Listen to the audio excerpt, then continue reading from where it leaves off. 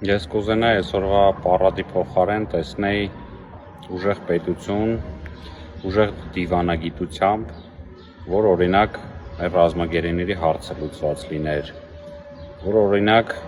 մենք այնպիսի պետություն ունենայինք, որտեղ որ կարիքը չլիներ ապացուցելու, որ մենք ուժեղ ենք, բոլորը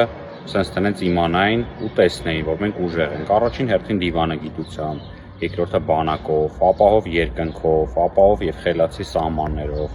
որտեղ զինվորական ծառայությունը կլիներ արժանապատիվ, որտեղ որ զինծառայողները կիմանային, որ ծառայությունը ավարտելուց հետո ունենալու են որակով եւ անվճար կրթություն, չեն ունենալու աշխատատեղերի խնդիր։ Այսպիսի իրողություն եւ պետություն կցանկանամ։